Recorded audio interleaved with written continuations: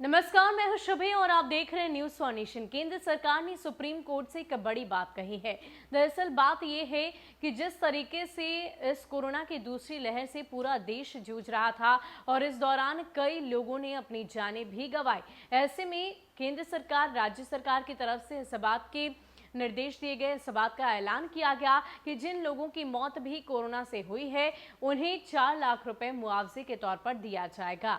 लेकिन अब केंद्र सरकार ने साफ तौर पर सरेंडर कर दिया है और सुप्रीम कोर्ट में ये बात कही है कि अभी केंद्र सरकार या फिर राज्यों की बात करें तो उनकी माली हालत ठीक नहीं, पूरी तरीके से वित्तीय उनकी समाप्ति हो चुकी है, फंड पूरी तरह से खत्म हो चुका है। ऐसे में लाखों लोगों को 4-4 लाख रुपए मुआवजा देना कहीं से भी संभव नहीं है। क्या कुछ कहा है केंद्र सरकार ने सुप्रीम कोर्ट से, आपको बताते हैं।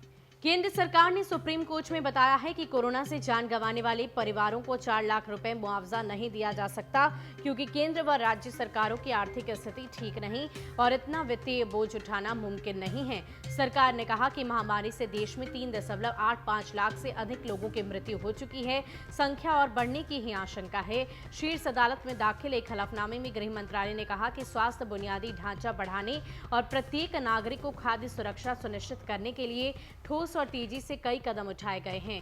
कोरोना के कारण जान गंवाने वाले सभी लोगों के परिवारों को मुआवजा देना राज्य सरकारों के वित्तीय सामर्थ्य से बाहर है। महामारी के कारण राजस्व में कमी और स्वास्थ्य संबंधी खर्च बढ़ने से राज्य और केंद्र सरकार की वित्तीय स्थिति में दबाव है। इसके लिए सीमित संसाधनों का इस्तेमाल करने के दुर्भाग्यपूर्ण परिणाम होंगे।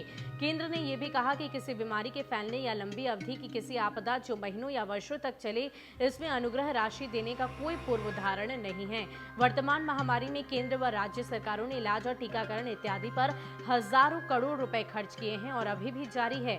अभी नहीं पता कि कितने और धन की जरूरत पड़ेगी। केंद्र का कहना है कि अन्य गंभीर बीमारियों से पीड़ित होने के बावजूद कोरोना संक्रमितों की सभी मौतों के संक्रमण के कारण वाली मौतों के रूप में वर्गीकृत किया जाना है। अपवाद वहां होगा जहां मृत्यु का स्पष्ट वैकल्पिक कारण हो, जिसके लिए कोरोना को जिम्मेदार नहीं ठहराया जा सकता, जैसे कि आकस्मिक आघात या जहर से मौत।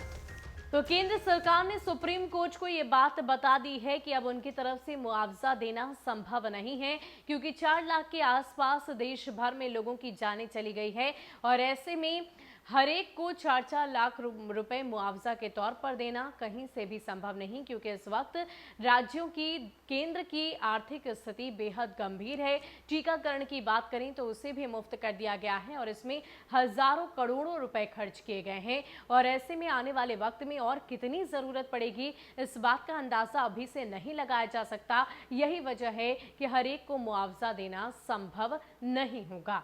ज्यादा अपडेट के लिए आप बने रहे न्यूज फॉर नेशन के साथ। नमस्कार।